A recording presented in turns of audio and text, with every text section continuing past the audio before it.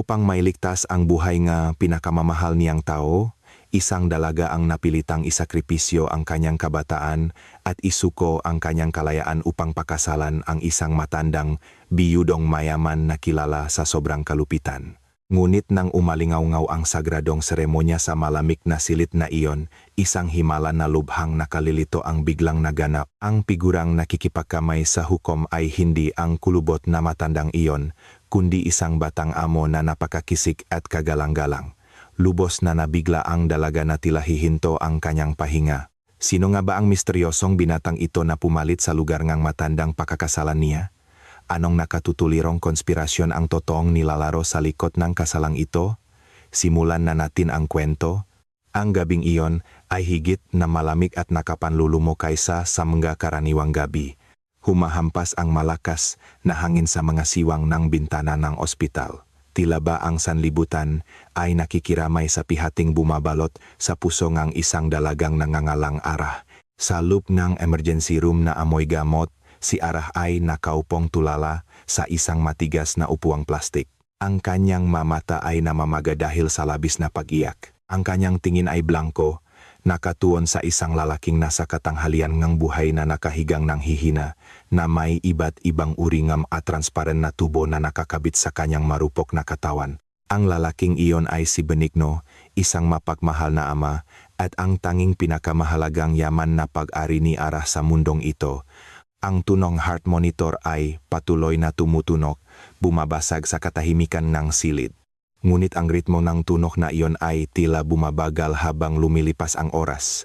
Ang mabagal na tunok na iyon ay parang mga hampas ng maso na paulit-ulit na tumatama sa dibdib ni Arah. Dahan-dahang inabot at hinawakan ni Arah ang kamay ng kanyang ama na napakalami.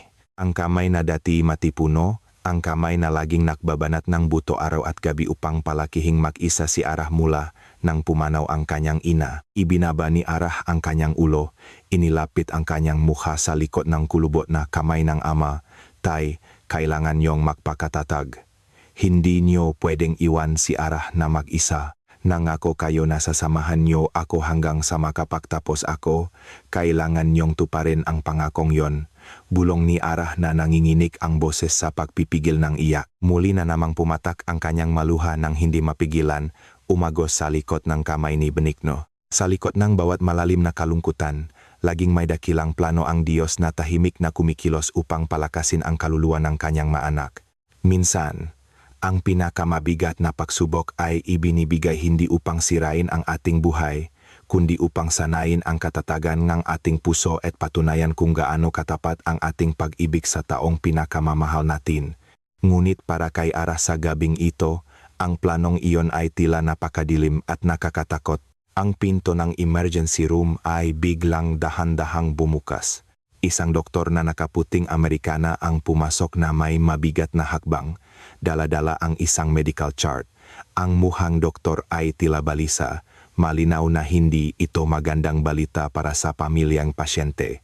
Agad na tumayo si Arah mula sa kanyang kinaupuan. Tiningnan niya ang doktor ng may mga matang punong pag-asa, nakmamakaawa para sa isang himala mula sa bibig ng dalubhasang tagapagligtas ng buhay. Dok, pakisabi po kung ano ang kalagayan ng tatay ko. Pakigawa po ang lahat ng paraan para mailigtas siya, sabi ni Arah na may nakmamakaawang tono. Huminga ng malalim at mabigat ang doktor. Tinitingnan si Arah na may matang punong simpatya. Miss Arah, kailangan kong maging tapat tungkol sa kondisyon ni Ginoong Benigno. Ang kalagayan ng iyong ama ay napakakritikal at malayo sa pagiging stable. Ang pinsala sa kanyang mga mahahalagang organo ay mas mabilis kumalat kaysa sa aming inaasahan. Kailangan niya ng isang malaking operasyon at organ transplant sa lalong madaling panahon. Sa kasamaang palad, wala na tayong gaanong oras. Ang pinakamatagal na mayroon tayo ay 24 na oras. Kung lalampas tayo sa panahong iyon, humihingi ako ng paumanhin. Malaki ang posibilidad na hindi na natin maililigtas pa ang buhay ni Ginoong Benigno. Para siyang tinamaan ng isang napakalakas na kidlat sa katanghalian, agad na nanghina ang matuhod ni Arah. Napatikwas siya paatras ng ilang hakbang, agad siyang napakapit sa gilid ng bakal na kama upang hindi matumba sa sahig. Isang araw, Sigaw ngang isip ni Arah sa gitna ngang matinding sakit. Isang araw na lang ang natitira para pigilan ang pagpanaw ngang kanyang ama. Gaano po kalaki ang kailangan para sa operasyong iyon, Dok? Sabihin niyo na po ang halaga? Magkano man yan, hahanapan kong paraan ngayong gabi, sabi ni Arah na may tinik na punong desperasyon.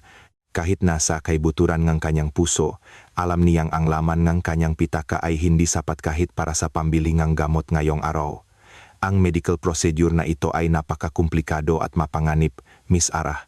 Bukod sa gastos sa operasyon na maaring umabot ng milyon-milyong piso, kailangan din nating agad na magpatawag ng isang espesyalistang doktor mula sa ibang lungsod at maganap ng available na organ donor na napakamahal. Lahat ng iyon ay nangangailangan ng cash na bayad ngayong gabi rin upang agad na maprosesong management ng ospital ang mga paghahanda, paliwanag ng doktor na may tonong panghihinayang. Paumanhin, kailangan ko munang tingnan ang ibang pasyente. Pakisabihan na lang po agad ang administrasyon ng ospital kapag nakuha niyo na ang pondo. Umalis ang doktor, iniwan si Arah na ngayoy durok na durok ang puso, milyon-milyong piso sa loob ng isang gabi. Saan siya makakakuhang ganong kalaking pera ng biglaan, lumakat si Arah na mabibigat ang paa palabas ng silid, tinahak ang pasilyong ospital na tila tahimik at malamig.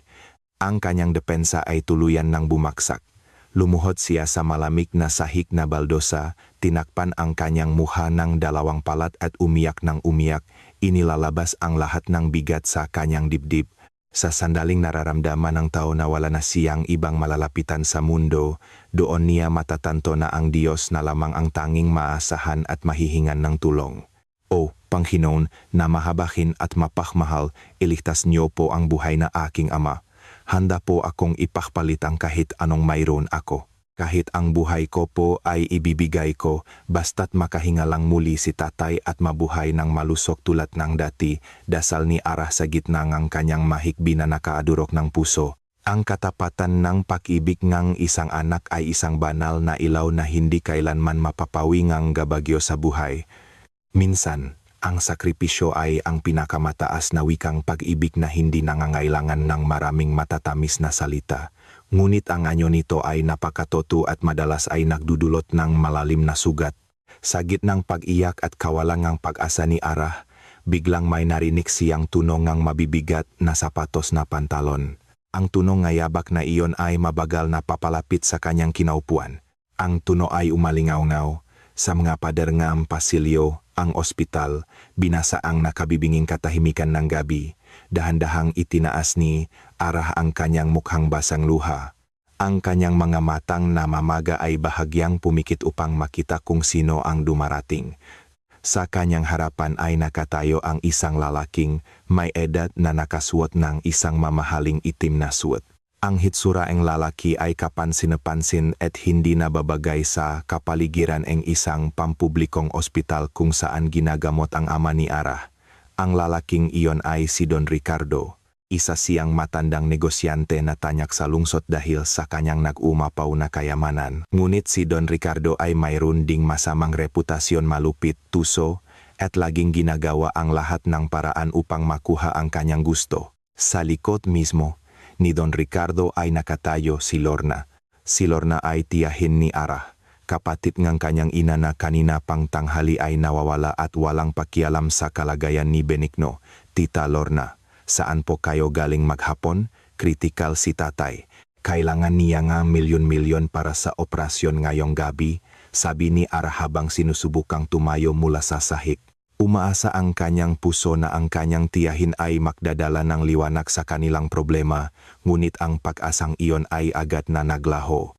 Sa halip na yakapin o patahanin ang kanyang namimihating pamangkin, tiningnan ni Lorna si Arah ng may malamig, mapagmataas at makalkulang tingin.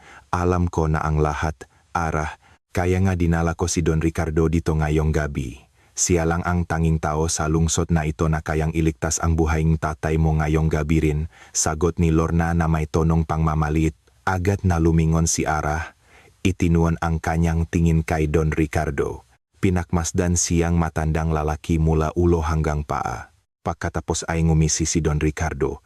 Ang ngising iyon ay mas muha pang ngiwingang isang gutom na lobo na nakatingin sa isang walang kalaban-laban na tupa. Ang amoy ng mamahaling tabako ay malakas na kumakapit sa damit ni Don Ricardo na nakdulot kay arah ng bahagyang pagkahilo, pagduduwal at matinding takot sa kanyang presensya, kawawang hangal na babae. Kahit umiyak ka pa ang dugo, hindi niyan mapapagaling ang sakitin mong ama. Sa malupit na mundong ito, ang luha ay walang halaga kahit isang sentimo, sabi ni Don Ricardo na may paos at mayabang na boses. Narinig ko na ang lahat ng detalyeng problema mula sa tiyahin mo, milyon-milyong piso, pakuhang isang dalubhasang doktor, hanggang sa pagbili ng organ donor. Lahat ng maliliit na bagay na iyan ay kaya kong ayusin sa loob lang ng ilang oras. Ililipat agad ang tatay mo sa pinakamagarang silid ngayong gabi. At bukas ng umaga, operahan siya ng pinakamagaling na doktor sa buong bansa. Nanlaki ang mga mata ni Arah sa hindi makapaniwalang narinig. Isang napakalaking pag-asa ang biglang sumikat sa kanyang madilim na paningin. Totoo po ba yan, Don Ricardo? Talaga po bang bukal sa loob niyong tulungan ang tatay ko? Nangangako po ako, isinusumpa ko. Magtatrabaho po ako habang buhay sa kumpanya niyo para bayaran ang lahat ng gastos sa gamutan. Paya po akong maging katulong na maglilinis ng bahay niyo araw-araw. Talaga pong handa ako, sabi ni Arah na may tinik na punong sigla.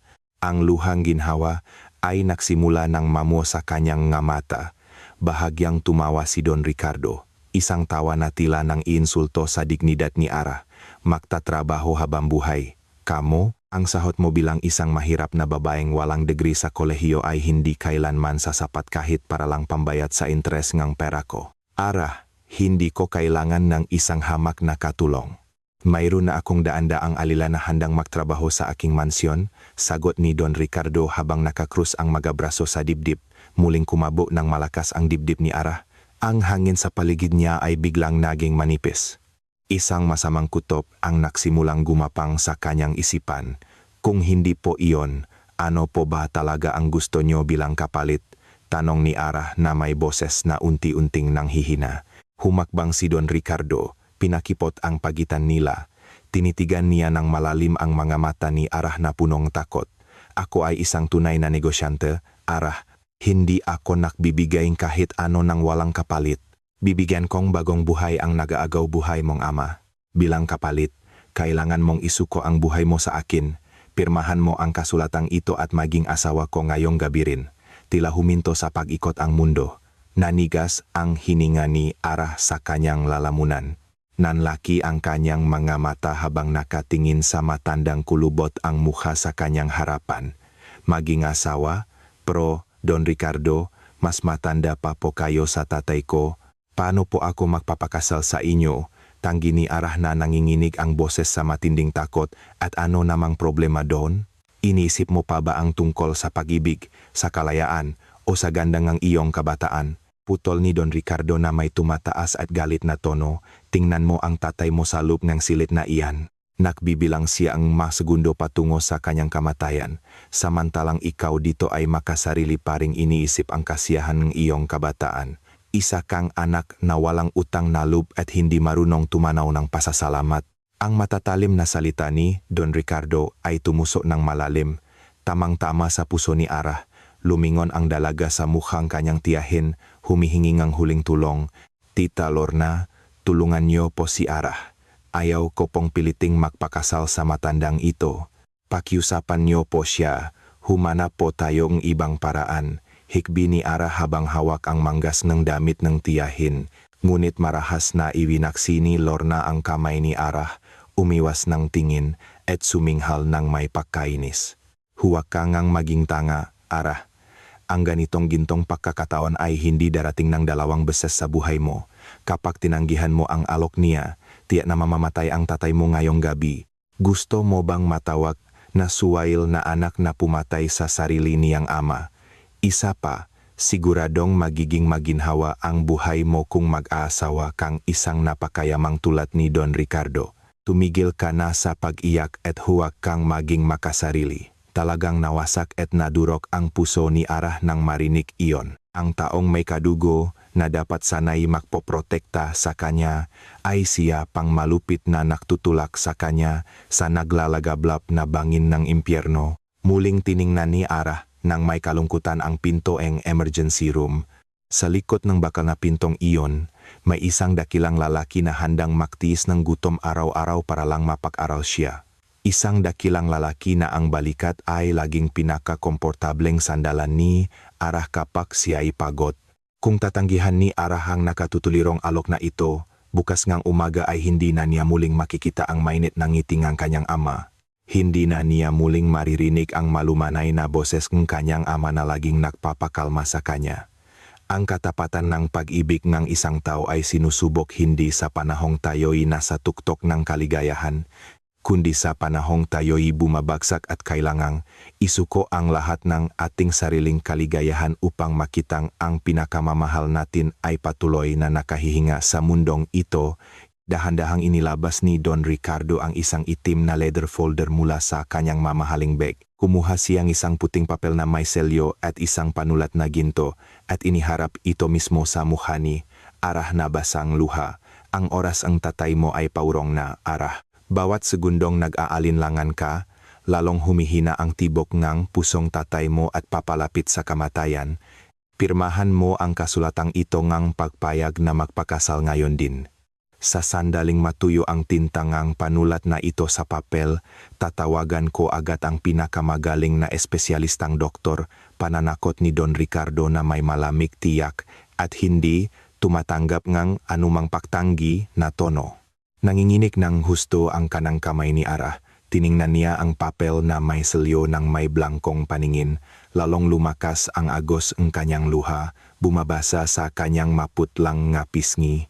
Pakiramdam niya ay isa siyang munting kalapati na pilit at malupit na binabali ang mga pakpak upang hindi na kailanman makalipat ng malaya at habang buhay na makulong sa isang malamig at malungkot na gintong hawla. Wala na siyang ibang pagpipilian.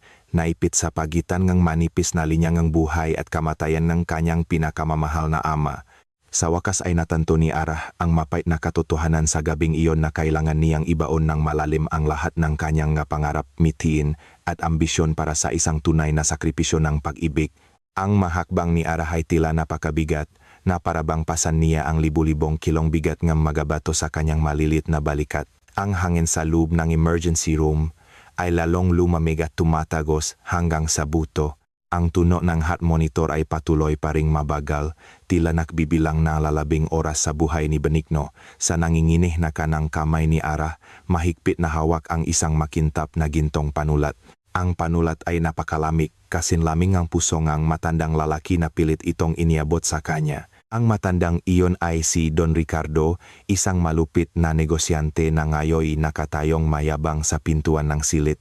Tinitignan ang likod ni Ara na may mga matang puno ng tagumpay at nakakatakot na kasiyahan. Dahan-dahang lumapit si Ara sa kamangang ospital kung saan nakahiga ang kanyang ama. Muli na namang namo ang luha sa kanyang mga mata habang tinitignan ang kulubot na mukha ni Benigno na napakaputla. Walang bahid ng buhay sa mukha ng lalaking laging naging bayani sa buhay ni Ara. Dahan-dahan, iniluhot ni Ara ang sarili sa malamig na sahig. Sa tabi mismong kamang kanyang ama, inilagay niya ang isang puting papel na may selyo sa gilid ng kutson. Ang papel na iyon ay hindi ordinaryong papel, kundi isang kontratangang kamatayan para sa kalayaan at kinabukasan ni Ara. Ang papel na iyon ay isang kasulatan ng pagpayag na magpakasal kay Don Ricardo ngayong gabi rin. Tay, naririnig niyo po ba si Ara ngayong gabi? Bulong ni Ara na may paos at nanginginih na boses, binasak ang nakakabinging katahimikan. Bakit po ganito kalupit ang tadhana sa ating munting pamilya, Tay? Siyempre, walang sagot na narinig mula sa malabi ni Benigno na saradong isang oxygen tube. Tanging isang mahaba at nakakadurog pusong katahimikan ang sumagot sa desperadong tanong ang kawawang dalaga. Hinawakan ni Ara ang malamig na kaliwang kamay ng kanyang ama at idinikit ito sa kanyang pisnging basang luha. Ang init ng pagmamahal na dati niyang nararamdaman mula sa magaspang na palat na iyon ay unti-unti nang nawawala, napalitan ng lamig ng kamatayan na dahan-dahang gumagapang. Ang magagandang alaala na karaan ay biglang umikot na parang isang pelikula sa isip ni Ara. Naalala niya kung paano nagtrabaho ang kanyang ama araw at gabi bilang isang karpintero para lang makapag-aral si Ara ng mataas at maabot ang kanyang nga pangarap. Naalala niya kung paano tinis ng kanyang ama ang gutom maghapon para lang mabilhan siya ng isang maliit na birthday cake. Naalala niyo pa po ba, Tay? Nung handa kayong makpaulan para lang mabilhan akong libro, tanong ni Ara habang patuloy na umiyak. Lagi niyong sinasabi na si Ara ang pinakamahalaga niyong perlas. Lagi niyong sinasabi na magtatrabaho kayo ng husto para maging maliwanag ang kinabukasan ni Ara. Paano ko po kayo hahayaang umalis sa mundong ito ng ganon na lang? Sa bawat paglalakbay sa buhaing tao, laging may pinakamababang punto na susubok sa ating pananampalataya at katapatan. Madalas, ipinapadalang Diyos ang isang pagsubok na tila imposibleng malampasan ngang karaniwang pag-isip. Ngunit alalahanin na ang Diyos na nakakaalam ngang lahat ay hindi magbibigayng pagsubok na hindi natin kaya. Minsan, ang pinakamasakit na sakripisyo ang tanging paraan upang patunayan ang laking tunay na pag-ibig sa ating dibdib. Ang tunay na pag-ibig ay hindi humihingi ng kapalit. Ang tunay na pag-ibig ay alam lamang kung paano magsakripisyo para makitang nakangiti pa rin ang pinakamamahal. Ganon din ang pag-ibig ni Ara sa kanyang ama. Isang dalisay na pag-ibig na walang kondisyon na ngayon ay pumipilit sa kanya na pumasok sa naglalagablap na apoyng na pagdurusa. Biglang may narinig na malakas na pag-ubo mula sa likuran ni Ara. Galing iyon kay Don Ricardo na nagsisimula ng mainip. Hanggang kailan ka iyak diyan sa harap ng walang silbing katawan na yan, Ara? Sawi ni Don Ricardo na may mataas at aroganteng tono. Ang oras ay tumatakbo. Bawat segundong sinasayang mo sa pag-iyak ay buhaing tatay mo na unti-anting lumilipat palayo sa kanyang katawan. Gusto mo ba talagang maging suwail na anak na dahan-dahang pumapatay sa sarili niyang ama? Si Lorna, ang tiyahin ni Ara na nakatayo sa tabi ni Don Ricardo, ay sumabat din na may sarkastikong tono. Pirmahan mo na yang kasulatan, tanga. Wala ka bang awa sa tatay mong naghihirap? Tigilan mo na ang pag-arte na parang ikaw ang pinakakawawa sa buong mundo. Ang pagpapakasal kay Don Ricardo na mayaman ay isang malaking biyaya na dapat mong ipagpasalamat, hindi iyakan. Ang malupit na salita mula sa sarili niyang tiyahin ay parang libu-libong karayom na tumusok sa puso ni Ara. Dahan-dahan siyang lumingon sa dalawang taong may pusong demonyo, tinitiknan sila ng may mga matang punong sakit, pagkadismaya at kawalan ngang pag-asa. Ngunit alam ni Ara na ang galit at paglaban ay hindi makapagliligtas sa buhay ng kanyang ama. Ang tanging natitirang paraan ay sumuko sa tadhana at hayaan ang sarili na lamunin ng kadiliman. Muling tiningnan ni Ara ang payapang mukha ng kanyang ama. Inilapit niya ang kanyang labi sa tainga ni Benigno, bumulong ng isang napakalungkot na paalam. Patawarin mo po ako, Tay. Patawad po dahil nabigo akong pasayahin kayo sa paraang gusto nyo. Hindi ko na pumaabot ang mapangarap ko, Tay, pero hindi po ako nagsisisi. Handa kong ipagpalit ang buong kinabukasan at buhay ko. Basta't makmulat lang kayo ngang mata at ngumiti para sa akin. Magtiis pa po kayong kaunti, Tay. Magdadala po akong pinakamagaling na tulong para gamutin kayo ngayong gabi. Gamit ang nanginginig na kamay na may hawa na gintong panulat, itinuto ni Ara ang dulo nito sa espasyo para sa pirma sa ibabaw ng selyo. Nang dumampi ang dulo ng panulat sa papel, isang patak ng luha ang nahulog mula sa mata ni Ara. Ang luhang iyong pihati ay bumasa sa selyo, tila naging tahimik na saksi sa pagkawasak ng kabataan ng isang kawawang dalaga para sa buhay ng kanyang ama. Huminga ng malalim si Ara, pinatatak ang kanyang puso, at dahan-dahang iginuhit ang kanyang pirma. Bawat guhit ng tinta sa papel ay parang isang patalim na dahan-dahang humihiwa sa kanyang sariling pulso. Nang matapos ang pirma, agad na lumapit si Don Ricardo na parang isang gutom na ibong mandaragit. Marahas niyang kinuha ang papel mula sa kama at tiningnan ang pirma ni Ara na may malawak at nakakatakot na ngisi. Ang kanyang nga mata ay kumikinang sa panlilinlang, nagpapakitang isang napakasamang tagumpay. Napakatalinong desisyon, mahal kong asawa, sabi ni Don Ricardo habang tumatawa. Tinawag si Ara sa isang pangalan na nakpaduwal sa dalaga. Nakita mo, lahat ay madaling maayos kung susunod ka lang at magiging mabait sa iyong asawa. Agad na tumayo si Ara. Pinunasan niya ang natitirang luha sa kanyang pisngi gamit ang likod ng kanyang namamanhit na kamay. Nagawa ko na po ang hiling nyo. Napirmahan ko na ang kasulatan. Ngayon, tutuparin nyo po ba ang pangako nyo? Darating na po ba ang espesyalistang doktor at ang organ donor para iligtas ang tatay ko? Mayabang na tumango si Don Ricardo, ipinakmamalaki ang kanyang dibdib na nababalutan ng mamahaling Amerikana. Inilabas niya ang isang pinakabagong smartphone mula sa kanyang bulsa at mabilis na nakdial ng ilang numero. Pagkatapos ay idinikit niya ang telepono sa kanyang kaliwang tainga. Hello, direktor ng ospital. Si Ricardo Montenegro ito. Ihanda nyo ang pinakamagarang silit na mayroon kayo ngayong gabi. Ilipat nyo ang pasyenteng naknangalang Benigno de la Cruz mula sa maruming emergency room na iyan patungo sa espesyal na silit sa lalong madaling panahon. Nagarkila na rin ako ng pinakamagaling na siruhano mula sa Maynila kasama ang lahat ng kagamitan at organ donor na kailangan. Ang kanilang medical helicopter ay lalapag sa bubong ng ospital nyo sa loob ng wala pang isang oras. Siguraduhin niyong lahat ay magiging maayos. Kung hindi, bibilhin ko ang ospital niyo at sisibakin ko kayong lahat ngayong gabi rin. Ibinaba ni Don Ricardo ang tawag at tiningnan si Ara ng may pangmamaliit. Narinig mo ba ang utos ko, bata? Ang buhaing tatay mo ay nasa mabuting kamay na ngayon. Maya-maya lang ay darating ang mga para ilipat siya at oprahan siyang mahusay na doktor.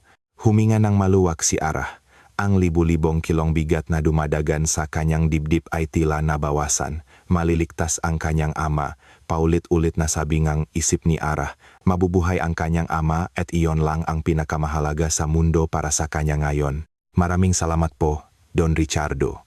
Lubos po akong nakpapasalamat dahil iniligtas niyo ang buhay ng tatay ko, sabi ni Ara habang nakayuko, itinatago ang galit na unti-unting umuusbong sa kanyang puso. Itabi mo na yung pasasalamat mo para mamayang gabi. Ara, mabilis na putol ni Don Ricardo. Tapos na ang usapan dito sa ospital. Ngayon, oras mo na para tuparin ang iyong parte sa kasunduan. Lorna, dalhin mo ang kawawang babaeng ito sa espesyal na salon na inarkila ko. Linisin mo ang marumi niyang katawan at ayusan mo ang maputla niyang mukha para maging napakaganda. At huwag mong kalimutang isuot sa kanya ang mamahaling damit pangkasal na inihanda ko. Malawak ang ngiti ni Lorna sa utos ni Don Ricardo. Iniisip ang karagdagang komisyon na matatanggap niya. Opo, kagalang-galang na Don Ricardo. Gagawin kong pinakamagandang nobya sa buong lungsod ang mahal kong pamangkin. Huwag po kayong mag-alala. Ipaubayan niyo na sa akin ang lahat. Tumango si Don Ricardo ng may kasiyahan at lumabas ngang silit ng hindi na lumingon pa. Ang kanyang sapatos ay muling umaling-awngaw, nag-iwan ng madilim na aura sa hangin. Agad na hinawakan ni Lorna ng mahigpit ang braso ni Ara. Ang kanyang matutulis na kuko ay bumaon sa damit ni Ara. Halika na, bilisan mo. Buisit na bata. Huwag mong pagintayin ang mayaman mong mapapangasawa. Kapag gumawa kang gulo o sinubukang tumakas, sisiguraduhin kong ako mismo ang tatanggal sa oksigen ng tatay mo. Naintindihan mo ba? Tumango na lang si Ara ng may pakasuko, muling namumuo ang luha sa kanyang mamata. Lumingon siya sa huling pagkakataon sa kanyang ama, nagbigay ngang isang tingin ng paalam na punong sakit bago siya pilit na kinalatkat ng kanyang tiyahin palabas ng emergency room. Ngayong gabi, opisyal nang naglalakad si Ara patungo sa bitayan ng kanyang kalayaan. Ang mamahaling damit pangkasal na naghihintay sa kanya sa labas ay walang pinakaiba sa isang saplot ng patay na babalot sa natitira niyang kabataan. Ang sunod-sunod na takot ay nagsimulang humapang sa isipan ni Ara sa kahabaan ng pasilyo. Ang imahe ni Don Ricardo na matanda, malupit at walang awa ay patuloy na bumabagabag sa kanya na parang isang nakakatakot na multo. Nagtatanong siya sa kanyang sarili, anong uring na pisikal at emosyonal na pagpapahirap ang kanyang haharapin pagkatapos ng seremonya, makakaya-kaya niyang mabuhay na pinaglilingkuran ang demonyong iyon araw-araw ng hindi nababalif? Ipinikit ni Ara ng mahigpit ang kanyang mga mata, hinayaang umagos ang luha ng pagsuko sa kanyang mukha. Tanging dasal na lamang ang kanyang magagawa sa kanyang durok na puso. Umasa sa isang malaking himala mula sa Diyos na magliligtas sa kanya mula sa mga kamay ng matandang demonyo, kahit na ang pag-asang iyon ay tila napakalabo at imposibleng mangyari sa totoong buhay. Lalong lumalim ang gabi, bumabalot sa lungsod, nagdadala ng hanging tumatagos sa buto hanggang sa kaibuturan ng kaluluwa. Ang isang makintab na itim na mamahaling kotse na lulan si Arah at ang kanyang tiyahin ay humaharurot sa mga nagsisimula ng humawing kalsadang lungsod. Sa loob ng kotseng amoy panlalaking pabango, si Arah ay nakaupo lamang ng tahimik, blanko ang tingin sa labas ng bintana. Ang mapata ng ulan ay nagsimulang bumasa sa aspalto, tila ang langit ay nakikiyak sa pagdurusan ng isang dalagang napilitang ipakbili ang kanyang kinabukasan. Sa kanyang tabi, si Lorna ay patuloy na nakangiti habang kinakalkula ang nakumapaw na pera na malapit na niyang matanggap mula kay Don Ricardo, isang tanawing lubos na magkasalungat ang pagkasira ng puso ng isang pamangkin at ang kasakiman ng isang tiyahin na bumulag sa kanyang konsensya. Hindi nagtagal, huminto ang mamahaling kotse sa harap ng isang pinakamahal na beauty salon sa sentrong lungsod. Marahas na hinila ni Lorna ang kamay ni Arah para bumaba. Sinalubong sila ng ilang empleyado na salon na may pagalang na yumuko na parabang isang reyna ang kanilang tinatanggap. Ngunit para kay Arah, ang espesyal na pagtrato na iyon ay walang kahulugan. Pakiramdam niya ay isa lamang siyang panindang inihahanda upang ibigay sa isang malupit na mamimili. Dinala si Arah sa isang pribadong silit-ayusan na napakalawak, marangya at punong malalaking salamin sa bawat sulok. Ang lamig mula sa aircon ay nagpanginig sa payat na katawan ni Arah. Makinig kayong lahat, utos ni Lorna sa malakas na boses sa makeup artist. Ang babaeng ito ay ang mapapangasawa ni Don Ricardo. Ayusan niyo siya ng pinakamaganda. Takpan niyo ang magamaga niyang mata ng pinakamahal na makeup. Siguraduhin niyong walang kahit anong kapintasan na makikita sa mukha niya. Binayaran na kayo ni Don Ricardo ng malaki, kaya bilisan niyo at galingan niyo. Tumango ang mga makeup artist at pinalibutan si Arah na nakaupong tulala sa isang upuang balot ng pulang pelus. Sinimulan nilang linisin ang mukha ni Arah, naglalagay ng iba't ibang uri ng krema at makapal na makeup sa kanyang maputlang balat. Ipinikit na lamang ni Arah ng mahigpit ang kanyang mamata, hinaya ang hawakan ng maestanghero ang kanyang muha. Bawat haplos eng brush sa kanyang pisngi ay parang isang hiwa eng patalim na nagpapaalala sa kanya sa trahedyang kanyang dinaranas. Sa kanyang puso, patuloy na nagdarasal si Arah, humihingi ng lakas at katatagan mula sa Diyos, ang may-ari ng sanlibutan. Sa paglalayag sa karagatan ng buhay na puno ng bagyo, ang pagsuko ay hindi tanda ng kahinaan, kundi ang pinakamataas na anyo ng pagtitiwala sa itinakdang lumikha. Kapag nagawa ng tao ang pinakamalaking sakripisyo para sa kabutihan, ang natitirang kapalaran ay nasa kamay na lamang ng Diyos. Minsan, kailangan nating dumaan sa isang madilim na pasilyo na puno ng matutulis na tinik bago natin makita ang ganda ng sikat ng araw sa umaga na nagpapainit sa kaluluwa. Mahigpit na pinanghawakan ni Arah ang prinsipyong iyon sa kanyang puso, ginawang panalangin ang tanging kalasa upang protektahan ang kanyang katinuan sa nakakatakot na gabing ito.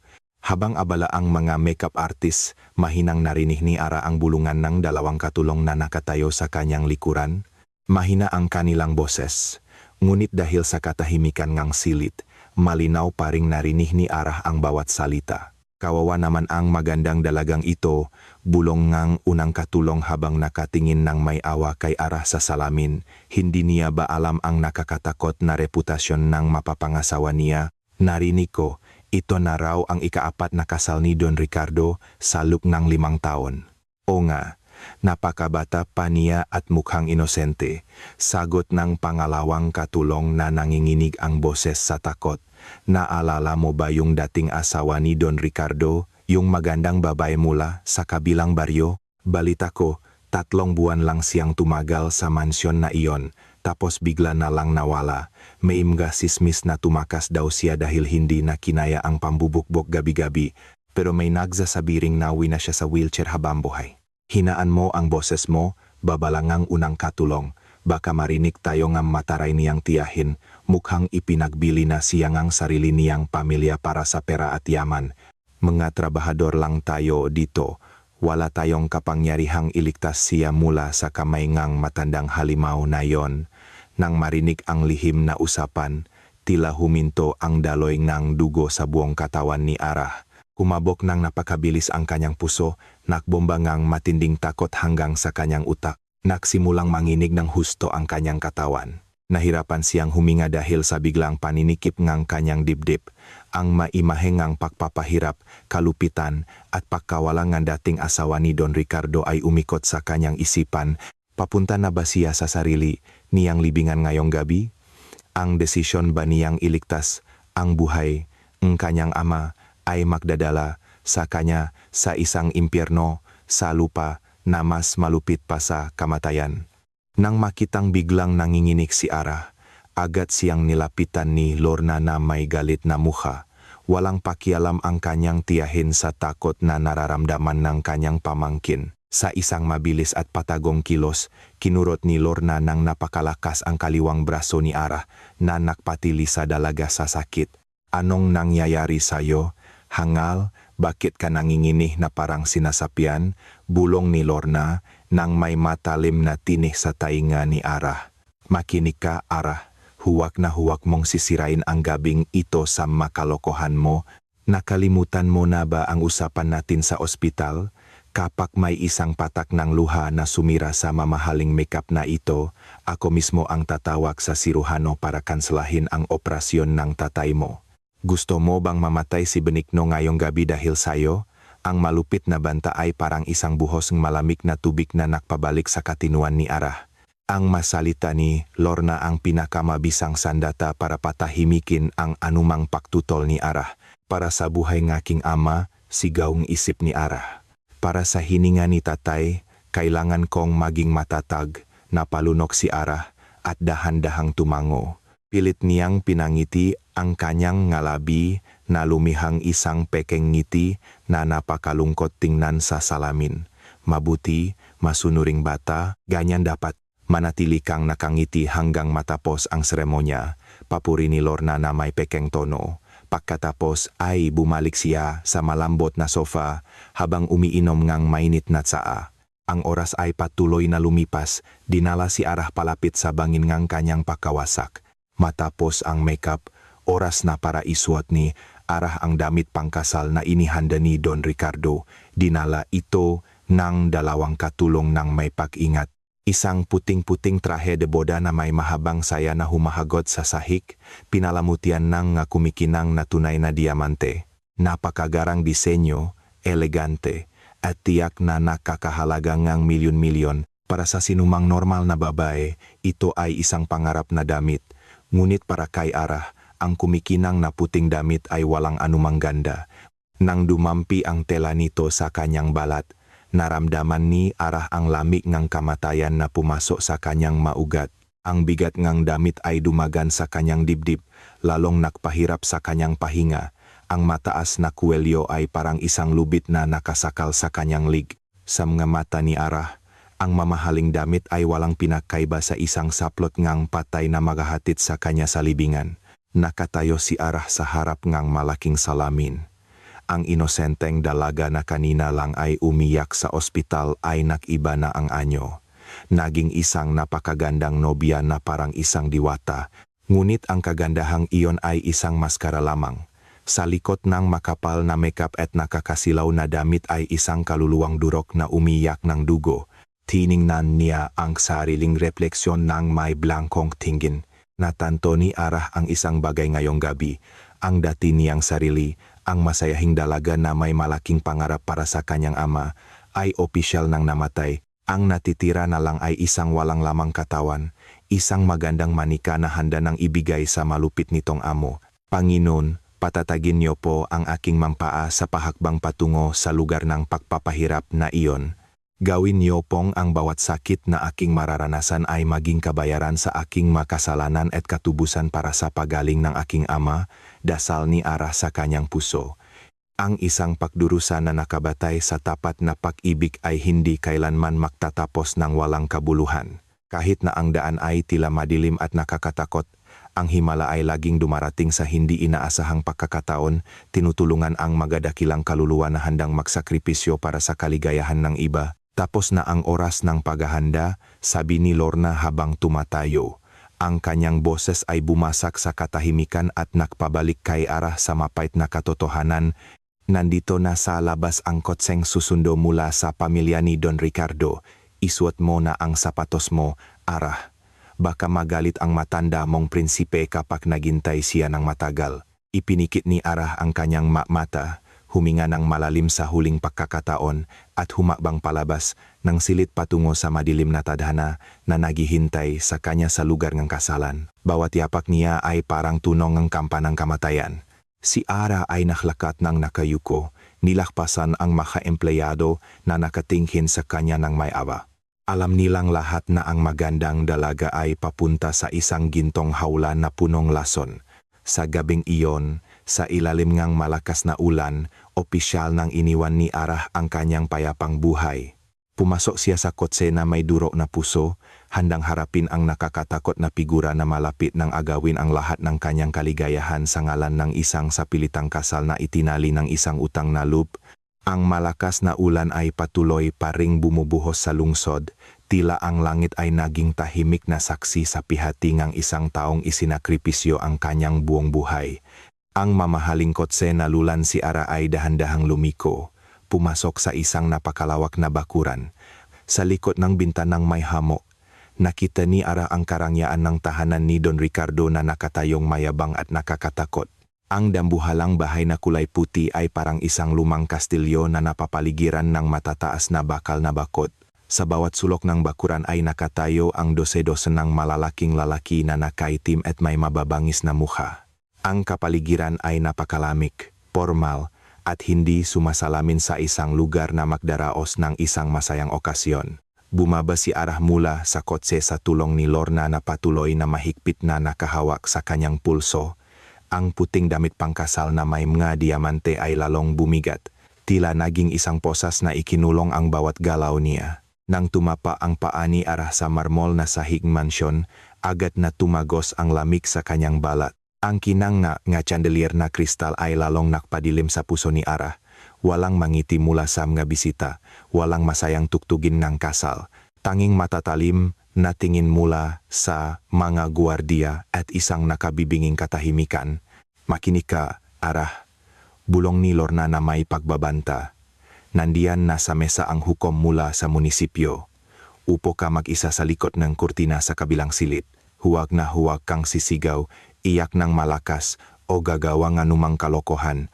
Kapag natapos na ang seremonya, ang buhay mo ay opisyal ng pag-ari ni Don Ricardo. Isipin mo na lang ang tatay mong inooprahan para hindi ka gumawang kung ano-ano. Yumuko na lang si Ara. Nilunok niya ang laway na kasing pait ng abdo. Inakay siya patungo sa isang malawak na sala. Doon, isang kurtinang may disenyong sampagwita ang nakalagay, naghihiwalay sa upuan ng nobya mula sa pangunahing mesa. Pinaupo si Ara sa isang unan na may burdang ginto. Ngunit para kay Ara, ang unan ay parang isang kamang mapako na nakpapahirap sa kanya. Sa likod ng manipis na kurtina, naririnig niya ang usapan, ang pag-urong ng silya, at ang mabibigat na pag-ubo mula sa mga saksi. Nagsimulang kumaboh ng napakabilis ang puso ni Ara. Ang kanyang mapalad ay basa ng malami na pawis. Sa bawat mabigat niyang hininga, may kasamang panalangin. Ang matinding takot ay nagsimulang sakupin ang kanyang isipan. Iniisip niya ang anyo ni Don Ricardo na matanda, kulubot at malupit na naghihintay sa kanya sa kabilang panig. Anong uri ngang pagpapahirap ang kanyang matatanggap sa dambuhalang bahay na ito na parang isang kulungan? Magiging trahedya ba ang kanyang wakas tulad ng madating asawa ni Don Ricardo? Sa buhaing tao na punong kawalang katiyakan, madalas nating nararamdaman ang pagkatalo kapag nahaharap sa isang mataas na pader ngang pagdurusa.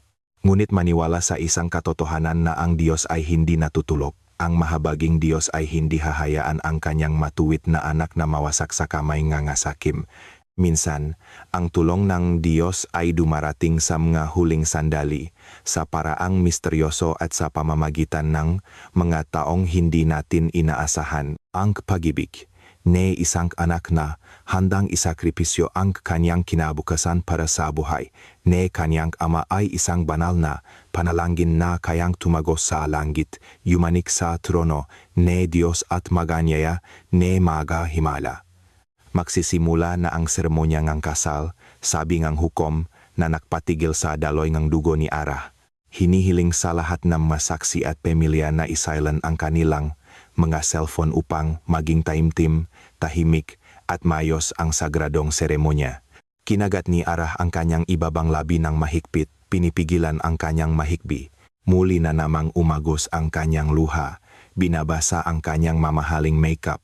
Sa kabilang paning ng kurtina, narinig niya ang pag-ubo ng isang lalaki na umupo sa silyang nobyo.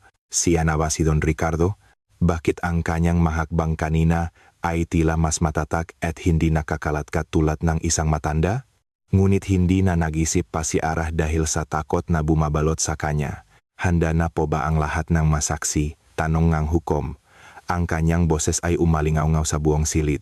Opo hukom, maaari na pong magsimula, sagot ng ilang lalaki. Biglang naging napakatensyonado ang paligid. Tila naubos ang hangin sa silid na nagpahirap sa pahinga ni Ara. Ipinikit niya ang kanyang mata, niyakap ang sarili niyang nanginginig na katawan. Ito na, sigaw ngang isip ni Ara. Ito na ang mahuling sandali na malaya pa siya. Pagkatapos ngang seremonya, ang kanyang buhay, katawan, at ang natitirang mga araw ay ganap ng makokontrol ngang matandang negosyante na may pusong demonyo. Sige, simulan na natin ang sagradong seremonya, sabi nga, hukom na may kalmadong boses. Narinig ang tunog ng pagkakamay sa pagitan ng hukom at ng nobyo, isang nakabibinging katahimikan ang bumalot sa silid. Pinigil ni Ara ang kanyang hininga. Nanigas ang lahat ng kalamnan sa kanyang katawan, naghihintay sa paos at nakakatakot na boses ni Don Ricardo. Inihanda na niya ang kanyang sarili. Hinikpitan niya ang pagkakahawak sa laylayan ng kanyang damit, handang tanggapin ang martilyo nga totohanan na wawasak sa kanyang mapangarap. Ngunit, ang himala ng manlilika ay gumana sa isang napakamisteryosong paraan. Ang sumunod na nangyari ay hindi inaasahan ng sinuman, lalo na ni Ara. Hindi ang paos na boses ng matanda ang umalingaw-ngaw, hindi rin ang mayabang na boses ni Don Ricardo. Sa halip, isang boses ngang binatang lalaki na napakalinaw, malalim, matatag, at kayang yumanik sa puso ngang sinumang makarinig. Ang baritonong boses na iyon ay malakas na bumasag sa katahimikan, walang bahit ng pag-aalinlangan. Nahari sa buong silit na may absolutong dominasyon. Tinantanggap ko ang pagpapakasal kay Ara de la Cruz na may alay na naayon sa kasunduan. Sa harap ng mga saksi, ang kasal na ito ba ay ganap at balido? Tanong ng hukom.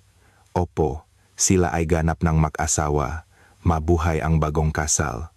Isang malakas na sagot mula sa mga saksi na karamihan ay mga lalaking nakaitim na Amerikana ang umalingaw-ngaw, sinundan ng isang mahabang panalangin ng pasasalamat. Sa likod ng kurtina, si Ara ay nakaupong naninigas na parang bato. Ang kanyang mga matang na mamaga ay ng lalaki, nakatingin sa manipis na kurtina. Ang kanyang puso na kanina pa kumakabok ay tila huminto. Nakalimutan niya kung paano huminga, kung paano kumurap. Biglang naging blanko ang kanyang isipan. Pinilit niyang intindihin kung ano ang nangyari. Kaninong boses ang naksalita? Ang tanong na iyon ay paulit-ulit na sumisigaw sa kanyang isipan. Tiyak na hindi iyon ang boses ni Don Ricardo. Imposibleng ang matandang iyon ay magkaroon ng ganoong kalakas at kalinaw na boses. Sino ang misteryosong lalaking iyon? Sino ang may-aring baritonong boses na iyon na ngayon ay opisyal ng kanyang asawa? Ang matinding pagkabigla ay tumama sa kanya na halos ikabuwal niya. Inihanda niya ang sarili na pumasok sa lungga ngang isang malupit na matandang leon. Ngunit sa isang iglap, binaliktat ng tadhana ang direksyon ng kanyang buhay. Pagkalito, takot, kuryosidad, at matinding pakabigla ang nahalo-halo sa kanyang dibdib. Nakkaroon ba nakpakakamali? O ito ba ay isang mas malupit na larong demonyo? Alhamdulillah, ang seremonyang kasal ay naging matagumpay, sabi muli ng hukom. Ang kanyang boses ay bumasak sa pag-isip ni Ara. Ngayon, inaanyayahan ko ang nobya na lumabas mula sa likod kang kurtina upang makilala ang kanyang asawa, tanggapin ang alay kasal, at humalik sa kamay bilang tandang paggalang. Si Lorna, na kanina pa nakatayo sa may pinto ay biglang tumakbo papalapit kay Ara, na may parehong kulat at takot na ekspresyon. Ang mukhang kanyang sakim na tiyahin ay putlang-putla. Ang kanyang mga mata ay ligaw na naghahanap ng sagot. Nanginginig ang kanyang kamay nang hawakan niya ang balikat ni Ara. Tila si Lorna mismo ay hindi inaasahan na ang plano ni Don Ricardo ay biglang magbabago sa huling sandali. Ngunit bago pa man makapagsalita si Lorna, isang malaking lalaki na nakaitim na Amerikana ang mabilis na humawi sa kurtina. Ang matinding liwanag mula sa mga chandelier ay direktang tumama sa mga mata ni Ara. Nawalan ng hangin sa kanyang paligid. Wala ng kurtinang naktatago sa kanyang takot, napilitan si Ara na lumabas. Kailangan niyang harapin ang nakatutulirong katotohanan ito at makita mismo ang mukhang misteryosong lalaki na ngayon ay may hawak sa kanyang tadhana. Ang liwanag mula sa dambuhalang chandelier na nakasabit sa kisame ay tila sumampal ng malakas sa mukha ni Ara. Ang hangin sa paligid niya ay biglang huminto, nag-iwan ng isang espasyong walang laman na lalong nagpasikip sa kanyang dibdib. Ang kurtinang may disenyong sampagwita ay ganap ng nahawi. Inilantat nito ang lahat ng takot na kanina pa niya itinatago. Isang lalaking matipuno na nakaitim na Amerikana ang nagbigay nga, senyas na humakbang si Ara patungo sa mesa, nayari sa mamahaling kahoy. Sa kabilang sulok, si Lorna, ang kanyang tiyahin na kanina'y napaka-arogante, ngayon ay nakatayong naninigas at nanginginig sa takot. Ang mukha niya ay napakaputla na parang isang bangkay. Dahan-dahan siyang umatras, tila napaktanto na may isang mas malakas na kapangyarihan kaysa kay Don Ricardo ang ngayon ay kumokontrol sa lahat. Gamit ang natitirang lakas, pinilit ni Ara ang kanyang mapaa na parang halaya na humakbang. Ang mabigat na damit pangkasal ay dahan-dahang kumakaluskos sa malamig na marmol na sahig. Bawat mabagal na hakbang ay parang isang mahabang pahalakbay patungo sa bitayan. Patuloy na nakayuko si Ara, nakatingin sa sahig. Wala siyang lakas ngang loop na itaas ang kanyang muha. Masyado siyang takot na makita ang mapait na katotohanang naghihintay sa kanya. Sa kaibuturan ng kanyang puso, takot siyang malaman na ang binatang boses na kanyang narinig ay isang ilusyon lamang. Takot siyang malaman na ang nakaupo sa mesa ay si Don Ricardo pa rin. Ang tingin ni Ara ay nakatuon lamang sa dulong kanyang sapatos. Ngunit bigla, sa gilid ng kanyang mata, nakita niya ang isang kakaibang tanawin. Sa isang madilim na sulok ng silid, nakita ni Ara ang isang pares ng paa na nakasuot ng mamahaling pantalon na marahas na nakpupumiglas. Narinig niya ang isang pigil na ungol na pamilyar sa kanya. Nang maglakas loob si Ara na sumulyap, laking gulat niya. Nakita niya si Don Ricardo, ang kinatatakutan at makapangyarihang negosyante na ngayon ay nakaluhod na walang magawa sa sahig. Ang kanyang makamay ay pilit na nakatali sa likod. Ang bibig niya ay mahigpit na tinatakpan ngang itim na tela. Dalawang dambuhalang guardia ang pumipigil sa kanya. Nanlilisik ang mamata ni Don Ricardo. Ang kanyang kulubot na mukha ay namumula sa matinding galit. Ngunit ang kanyang matandang lakas ay walang laban sa mga guardia. Napalunok si Ara. Ang kanyang isipan ay lalong naguluhan. Kung si Don Ricardo, ang may-aring bahay na ito, ay bihag, sino ang misteryosong lalaking nakaupo sa mesa? Sino ang bagong pinuno na may sapat na kapangyarihan at tapang para talunin ang isang demonyong tulad ni Don Ricardo sa sarili nitong teritoryo? Ang lalaki ba na nagsabing ito ay isang anghel na ipinadalang Diyos? O isa siyang mas malupit na demonyo na nakpapanggap? Sa gitnang pagkalito, ipinaubaya ni Ara ang kanyang kapalaran sa may kapal. Ang magandang plano ng Diyos ay minsan dumarating na nakabalot sa isang nakakatakot na bagyo. Ginagawa nitong manginig ang kanyang maanak sa takot. Ngunit sa likod ng bayong iyon, ang Diyos ay tahimik na kumikilos. Tinatanggal niya ang lahat ng hadlang at binubuksan ang isang bagong landas na mas maliwanag. Ang himala ay hindi laging dumarating na malumanay. Minsan, ito'y dumarating na may dalang matalim na espadang katarungan para puksain ang kasamaan. Pinanghawakan ni Ara ang paniniwalang iyon. Sa wakas ay huminto ang mga hakbang ni Ara sa tabi ng mesa. Nakayuko pa rin siya. Sa harap niya, sa ilalim ng mesa, hindi niya nakita ang luma at maalikabok na sapatos ni Don Ricardo. Sa halip, nakita niya ang isang pares ng makintab, moderno, at napakamamahaling sapatos na gawa ng isang tanyak na designer. Ang sapatos ay nakatapak ng matatag sa sahig, nagpapahiwatig ng absolutong kapangyarihan ng may-ari nito. Mabuti naman at narito na sa ating piling ang napakagandang nobya, sabi ngang hukom na may kalmadong boses. Tila hindi niya napapansin ang tensyon sa paligid. Sige, Miss Ara, maupo ka sa tabi ng iyong pinakamamahal na asawa. Pagkatapos, halikan mo ang likod ng kanyang kamay bilang tanda ng iyong paggalang at unang tungkulin bilang isang asawa. Umupo si Ara sa malambot na upuan na may naninigas na kilos. Dahan-dahan, gamit ang nanginginig na kanang kamay na basang pawis, itinaas niya ang kanyang kamay. Inihanda niyang ipikit ang kanyang mamata, handang dumampi sa kulubot at magaspang na balat. Ngunit nang dumampi ang dulo ng kanyang madaliri sa kamay ng misteryosong nobyo, muli siyang nagulat ng husto. Ang balat na kanyang hinawakan ay napakakinis, mainit at may matatak na buto. Ang madaliring lalaki ay malalaki at mahahaba, nagpapahiwating lakas ng kabataan. Bigla, ibinaliktad ng lalaki ang kanyang palat at hinawakan ng mahigpit ang kamay ni Ara. Isang hawa na posesibo ngunit nagbibigay ng pakiramdam ng proteksyon at kaligtasan. Tila may kuryenteng dumaloy sa buong katawan ni Ara. Ang matinding kuryosidad ay sa wakas ay tinalo ang kanyang takot. Humihinga ng malalim, naglakasloop si Ara na dahan-dahang itaas ang kanyang mukha. Ang kanyang mamatang na mamaga ay unti-unting tumingin pataas. Sinundan ng kanyang tingin ang manggas ng puting damit, ang malapat na dibdib na nababalutan ng mamahaling Amerikana, hanggang sa ang kanyang nga mata ay tumon sa mukhang may-aring mainit na kamay. Tila huminto ang oras sa sandaling iyon. Ang hininga ni Ara ay tuluyang nanigas, halos himatayin siya sa kanyang kinaupuan. Sa kanyang harapan, wala ang kulubot at tusong mukha ni Don Ricardo. Sa halip, nakatayo ang isang binatang may pambihirang kakisigan. Isang perpektong mukha na hindi pa nakikita ni Ara kahit sa panaginip.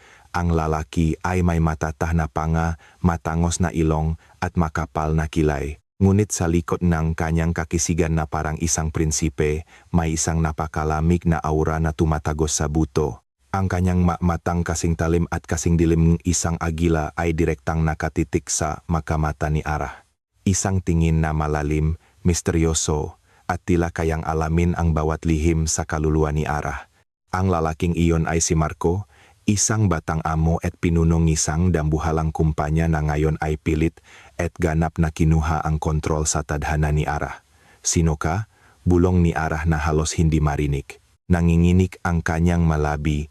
Ang kanyang mamata ay nanlalaki, nagpapakita ng halo-halong emosyon ng pagkalito, pagkamangha at natitirang takot. Hindi agad sinagot ni Marco ang tanong ng kanyang asawa. Dahan-dahang binitawan ng binatang lalaki ang kamay ni Ara. Ang mukha ni Marco ay nanatiling blanko, malamig na parang yelo. Walang kahit anong ngiti sa kanyang malabi sa araw ng kanyang kasal. Tinitigan niya ng matagal ang nalilitong mukha ni Ara. Bago siya nagsalita na may baritonong boses na nakakabiyani ngunit nakakatakot. Ako si Marco, sabing binatang lalaki na may kalmadong tono, ngunit punong utos na hindi matatanggihan. Mula sa sandaling ito at magpakailanman, hanggang sa paghiwalayin tayong kamatayan, ikaw ay aking personal na responsibilidad. Huwag mo akong susuwayin at huwag kang magtatanong ng magay na hindi mo kailangang malaman. Ang tanging tungkulin mo sa bahay na ito ay umupo, huminga, at maging isang masunuring asawa sa akin. Ang tensyonadong sandali ay biglang nabasagang isang malakas na sigaw mula sa sulok ng silid. Si Don Ricardo ay nakawala sa kanyang takip sa bibig. Ito ay isang malupit at planadong panloloko. Ang kasal na ito ay hindi balido. Ang babaeng yan ay akin, pumirma siyang kontrata sa ospital, pakawalan niyo ako, nga walang utang na loop, sigaw ni Don Ricardo na punong galit. Dahan-dahang lumingon si Marco kay Don Ricardo. Ang kanyang tingin ay biglang naging nakamamatay, na parang isang haring leon na handang lapain ang kanyang biktima. Isang nakakakilabot na aura ang biglang bumalot sa silid, nakpababang temperatura. Patahimikin ang maingay na bibig ngang matandang yan, utos ni Marco na may mahinang boses ngunit puno na kamamatay na banta. Dalhin niyo siya palabas ng bahay ko at siguraduhin niyo sa ngalan ng inyong mabuhay na hindi na siya magpapakita sa akin ngayong gabi. Kung patuloy siyang sisiga, balian niyo ang kanyang ngabinti para matuto siyang gumalang sa mas makapangyarihan sa kanya. Nang marinig ang utos, ang ngagwardiya ay yumuko ng may pagalang. Pagkatapos ay marahas nilang kinalatkat si Don Ricardo palabas, hindi pinapansin ang kanyang mga mura at sumpa. Sa isang iglap, ang malupit na pinunong mansyon ay napatalsik sa kanyang trono. Samantala, si Arah ay nakaupong tulala, pinapanood ang lahat ng hindi makapaniwala. Ang kanyang katawan ay nangingini pa rin. Ang kanyang isipan ay gulong-gulo pa rin. Ngayong gabi, nailigtas siya mula sa kamay ng isang matandang demonyo. Ngunit tila napunta siya sa makamay ng isang batang pinuno na kasing laming ng yelo. Ang sunod-sunod na pangyayari ay nag-iwan ng isang malaking palaisipan. Ang binatang ito ba ang pinakamagandang tadhana na ipinadala ng Diyos? O pumasok ba siya sa isang bagong gintong hawla na mas matibay at mas nakakatakot kaysa sa dati? Ang unang gabi na dapat sana'y pinakamasaya para sa isang bagong kasal ay dinaanan ni Arah sa isang nakapanlulumong kalungkutan. Ang sikat ng araw sa umaga ay dahan-dahang tumagos sa makapal na kurtina, nagliwanak sa isang silid tulugan na 10 beses na mas malaki kaysa sa kanyang maliit na bahay. Nagising si Arah na nakabaluktot pa rin sa dambuhalang kama, ang sutlang kumot ay napakalamig sa kanyang balat. Magdamag siyang umiyak ng walang tigil hanggang sa mamaga ang kanyang nga mata, tinatangisan ang kakaibang kapalaran na nakulong sa kanya sa isang marangyang palasyo ng isang estrangherong nagngangalang Marco. Ang kanyang asawa ay hindi nagpakita mula nang dumating sila sa bahay kagabi. Ikinulong ni Marco ang sarili sa kanyang opisina, iniwan si Arah na nalilito at takot na takot. May kumatok sa pinto, sinundan ng tunong pihitan. Isang babaeng may edad na nakaunipormeng katulong ang pumasok, magalang na nakayuko. Dala niya ang isang pilak na tray na may marangyang almusal, gatas at mainit na lugaw. Magandang umaga, Mamara. Paumanhin po kung naistorbo ko kayo. Umalis na po si Sir Marco kaninang madaling araw. Nagbilin po siya sa akin na siguraduhin kumain kayo ng maayos. Mayroon din po siyang mahalagang balita para sa inyo. Ang operasyon Nenga tatay niyo, si Ginoong Benigno, ay naging matagumpay kagabi. Nailipat na po siya sa pinakamagandang silid at unti-unti na pong gumaganda ang kanyang kalagayan. Nang marinig ang magandang balita, nanlaki ang mamata ni Arah. Agad na bumuhos ang luha ng kaligayahan sa kanyang mapisngi. Itinaas niya ang kanyang mapalat sa harap ng kanyang dibdib, nakpasalamat ng malalim sa may kapal. Ang mabigat na batong dumadagan sa kanyang dibdib ay tila nadurog at naging alikabok. Ligtas ang kanyang ama. Ang bayaning kanyang buhay ay nailigtas mula sa bingit ng kamatayan. Sa likod ng mga nakakatakot na pangyayari kagabi, may isang pangako na perpektong tinupat ng malamig na lalaking iyon. Alhamdulillah. Salamat po Panginoon sa lahat nga iyong biyaya at himala, hikbi ni Arah. Sa bawat hininga ang buhay, ang pasasalamat ay isang gintong susi na nagbubukas sa pinto ng kapayapaan. Minsan, sinasagot ng Diyos ang ating mga panalangin sa isang paraang punong liko at tinik. Ngunit kapag natanto natin na naabot na ang layunin, ang lahat ng sakit at luha ay tila nabayaran ng buo. Ang puso ni Arah ay napuno ng matinding ginhawa. Kahit na alam niyang nagsisimula pa lang ang kanyang paglalakbay sa bahay na ito. Nang tanghali, sakaying isang pribadong kotse, nakmamadaling pumunta si Arah sa ospital. Nang pumasok siya sa malawak na silid na puno nga, modernong kagamitan, muli siyang napayak. Nakita niya si Benigno na payapang nakahiga. Maputla pa rin ang mukhang kanyang ama at nakapikit dahil sa epektong gamot, ngunit ang kanyang pahinga ay mas regular na. Wala nang bantang kamatayan. Umupo si Arah sa gilid ng kama, hinawakan ng mahigpit ang mainit na kamay ng kanyang ama at hinalikan ito ng paulit-ulit. Tay, magpagaling po kayo. Tinupat ko na po ang pangako kong dalhin ang pinakamagaling na doktor. Ngayon, kayo naman po ang lumaban para gumising. Miss na miss ko na po ang ngiti nyo. Natanto niya ang isang mahalagang bagay sa araw na iyon.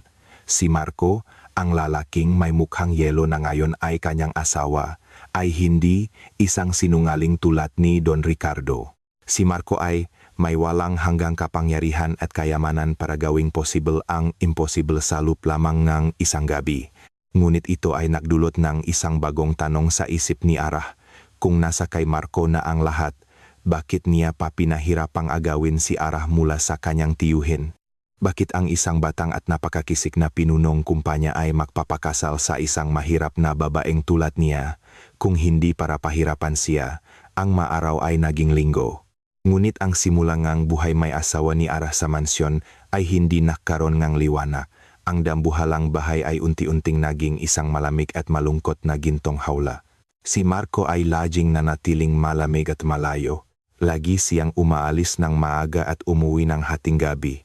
Kahit sa mga araw ng pahinga, mas pinipili niyang ikulong ang sarili sa kanyang opisina kasama ang madokumento at isang tasa ng itim na kape. Pakiramdam ni Arah ay isa lamang siyang palamuti na walang buhay. Pinagsisilbihan siya na parang reyna, binibigyan ng mamahaling damit at masasarap na pagkain. Ngunit lahat ng iyon ay walang lasa. Ang kanyang puso ay sumisigaw sa kalungkutan.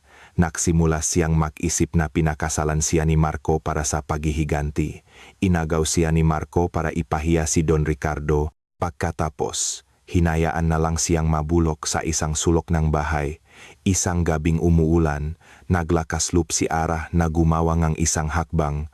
Nagtimpla siya ng isang tasang mainit na chamomile tea, balak ihatid kay Marco sa kanyang opisina. Nag-aalangan siyang lumakat sa mahabang pasilyo. Huminto siya sa harap ng isang madilim na pinto na gawa sa kahoy. Huminga siya ng malalim, pinatatak ang kanyang sarili at kumatok ng 3 beses. Pasok, narinig ang isang malalim at blangkong boses. Pumasok si Arah na nakayuko, napakalamig ng silit. Si Marco ay nakaupo, nakatitik sa kanyang laptop, hindi man lang lumingon. Ang kanyang puting damit ay medyo gusot, nagpapakita ng imahe ang isang masipag na tao. Excuse me, Sir Marco, nagtimpla po ako ng mainit na tsa. Malamig po ang gabi, baka makatulong po ito, sabi ni Arah na maingat. Dahan-dahan niyang inilagay ang tasa sa mesa, biglang huminto si Marco. Dahan-dahan niyang itinaas ang kanyang mukha, tinitigan si Arah ng matalim at walang emosyon. Tila tumigil ang hangin. Sino ang nagsabi sayong pumasok at guluhin ako dito? Tanong ni Marco, na may mababang boses ngunit napakatindi. Gusto ko lang po magdala ng inumin, sir. Bilang pasasalamat po sa pagtupad niyo sa pangako na pagalingin ang tatay ko, sagot ni Arah na nanginginig. Suminghal si Marco, sumandal siya sa kanyang upuan at tiningnan si Arah mula ulo hanggang paa. Makinig ka, Arah. Iniligtas ko ang tatay mo dahil may pra at kapangyarihan ako. Hindi dahil umasa ako na murang serbisyong tulad nito mula sayo. Ang tungkulin mo dito ay mag-enjoy sa mga luho. Gastusin ang pera ko kung gusto mo at kumilos ng maayos sa harap nga katulong para hindi masira ang pangalan ko. Huwag kang umarte na parang normal tayong mag-asawa na nakmamahalan. Bawat salita ni Marco ay parang libu-libong patalim na humiwa sa damdamin ni Arah. Ang kanyang puso ay nadurog. Pakiramdam niya ay inapakan ang kanyang dignidad.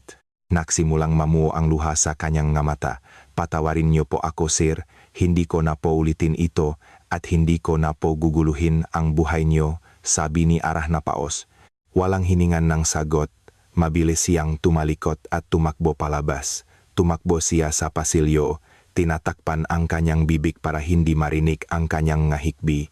Pagdating sa kanyang silid, ikinulong niya ang pinto at napasubsob sa sahig. Bumuhos ang kanyang iyak, inilabas ang lahat ng sakit at pagkalito na matagal na niyang kinimkim. Sa katahimikan ng gabi, tinangisan ni Arah ang kanyang tadhana para siyang isang kawawang ibon na nakatakas sa isang gutom na tigre. Ngunit hindi sinasadyang lumipat papasok sa isang bitak ng yelo. Bakit binigyan siyang Diyos ng isang asawang may mukhang anghel ngunit may pusong kasing lamig ng yelo? Sa likod ngang kanyang kalupitan, hindi alam ni Arah na si Marco ay nagtatago ngang isang malaking lihim mula sa kanyang madilim na nakaraan. Isang napakasakit ngunit nakakaantik na dahilan kung bakit kailangan niyang magtayong isang mataas na pader para protektahan ang isang marupok na babaeng nagngangalang Arah. Ang gabi sa mansyon ay napakatahimik at nakakatakot. Ang ulan ay malakas na bumubuhos sa bintana ng silid ni Arah, lumiliha ng isang malungkot na melodiya na tila nakakaintindi sa kanyang nararamdaman. Halos isang buwan na ang lumipas mula sa gabing iyon ng sapilitang kasal. Ang ugali ni Marco ay hindi nagbago, nanatili siyang malamig, formal, at tila hindi umiral si Arah sa kanyang buhay. Madalas umiyak si Arah ng palihim sa gabi, ngunit sa gabing ito, isang kakaibang kaba ang biglang sumalakay sa kanyang puso na hindi siya makatulog. Nakpasya si Arah na bumangon. Binalot niya ang kanyang balikat ng isang makapal na kumot at lumabas para kumuha ng isang basong tubig. Ang kanyang maliliit na paa ay walang ingay na lumalakat sa malamig na marmol na sahig. Ang pasilyo ay tahimik, nailawan lamang ng mga malabong ilaw. Nang dumaan si Arah sa harap ng opisina ng kanyang asawa, bigla siyang huminto. Ang pinto na laging nakasara ay bahagyang bukas ngayong gabi. May isang maliit na siwang na nagpapalabas ng liwanag. Mula sa siwang, mahinang narinig niya ang baritonong boses ni Marco. Kausap niya ang kanyang pinakakatiwalaang personal na katulong. Sa totoo lang, ayaw ni Arah na makinig, ngunit isang malaking kuryosidad ang pumigil sa kanya. Dahan-dahan niyang pinigil ang kanyang hininga, inilapit ang kanyang tainga sa siwang at nakinig. Ano ang balita sa makilos ni Don Ricardo ngayon? Tanong ni Marco na may malamig at mapanganib na tono. Patuloy pa rin po siyang naghahanap ngang butas sa batas para sirain ang negosyo niyo, Sir Marco. Tila galit na galit po siya at nagbabalak magiganti dahil sinira niyo ang kanyang plano, sagot ng katulong. Nakuha nga tauhan natin ang pag-usap sa telepono ni Don Ricardo sa isang ilegal na siruhano. Ayon sa hinala niyo, wala po talagang intensyon si Don Ricardo na pagalingin si Ginoong Benigno. Ang totoong layunin ng kasal ay para maging legal na tagapag-alaga siya ng pamilya niyo, Ma'am Arah. Pagkatapos ng kasal, plano niyang ipatanggal ang life support ni Ginoong Benigno. Balak niyang kunin ang puso at bato ni Ginoong Benigno ng ilegal at ibenta sa black market sa halagang daan-daang milyong piso para siyang tinamaan ng sunod-sunod na kitlat. Nanlaki ang mga mata ni Arah. Tila huminto ang daloy ng dugo sa kanyang katawan. Nanginginig siyang napasandal sa pader. Agad niyang tinakpan ang kanyang bibig para pigilan ang isang malakas na sigaw. O Diyos ko! Napakalupit ang planong iyon ng demonyong si Don Ricardo. Kung natuloy ang kasal na iyon, si Arah mismo ang maghahatid sa kanyang ama sa kamatayan. Ang luhang takot at pasasalamat ay nagsimulang umagos. Mabuti na lang po at mas mabilis kayong kumilos, Sir Marco. Iniligtas niyo ang buhay ni Ginoong Benigno at ni Ma'am Arah mula sa impyerno. Paumanhin po sa aking kapangahasan. Kung talagang nag-aalala kayo kay Ma'am Arah, bakit po napakalamig ng trato niyo sa kanya? Madalas ko po siyang nakikitang umiyak mag-isa sa hardin. Pakiramdam po niya ay galit na galit kayo sa kanya. Isang mahabang katahimikan ang sumunod. Narinig ang isang mabigat at mahabang buntong hininga mula kay Marco. Sa tingin mo ba hindi nadudurog ang puso ko sa tuwing nakikita ko siyang umiyak? Sagot ni Marco na biglang nanginginig ang boses. Tila nawala ang lahat ng kanyang pagiging arogante. Mahal na mahal ko siya. Minahal ko na siya 10 taon na ang nakalilipas. Ang maespia ni Don Ricardo ay nasa lahat ng dako kahit dito sa bahay. Kung ipapakita ko ang pagmamahal ko kay Arah, malalaman agad ni Don Ricardo na siya ang kahinaan ko. Hindi siya mag-atubiling ipapatay si Arah para sirain ako at magiganti. Narinig ang tunog ng yaba ni Marco, papalapit sa isang bakal na kabinet.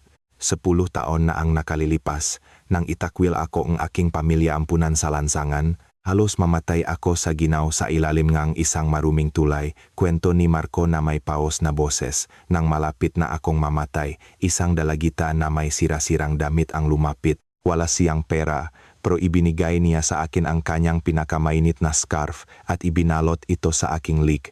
Ibinigay din niya sa akin ang kalahating ang kanyang huling tinapay. Ang babaeng iyon, ang anghel na nagligtas sa akin, ay si Arah. Mula ng gabing iyon, ang pulang scarf na iniwan ng kanyang ina ay naging aking agimat.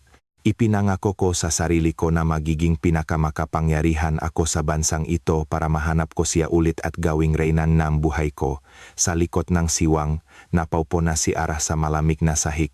Ang kanyang mahikbi ay hindi na mapigilan.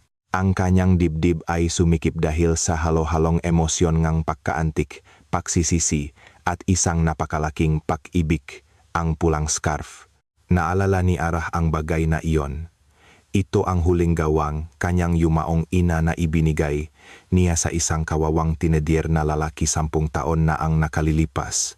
Hindi niya inaasahan na ang isang maliit na kabutihan ay babalik sa kanya sa anyong isang makisik na tagapagtanggol. Sa masalimuot na tadhanang buhay, laging may paraan ang Diyos para suklian ang bawat kabutihang ginawa natin.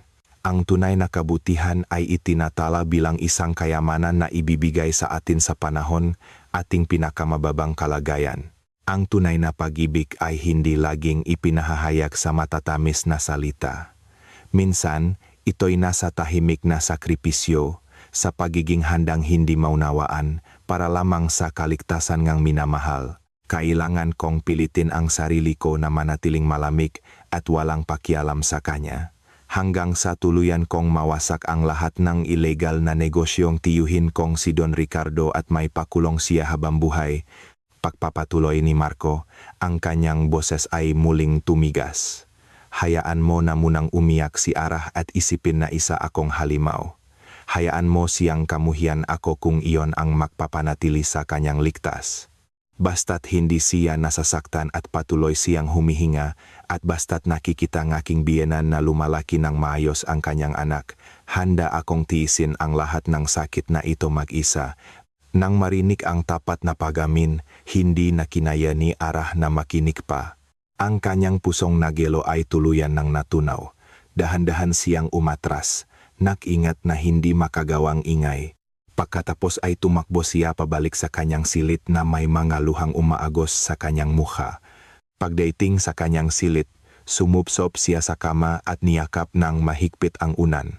Ibinuhos niya ang lahat ng kanyang pagsisisi at pahingi ng tawad sa kanyang asawa. Ipinangako niya sa kanyang sarili na mula bukas, hindi na niya muling titiknan si Marco ng may pag-aalinlangan. Magiging mas matatak siyang asawa, handang samahan ang kanyang minamahal sa anumang panganib na darating.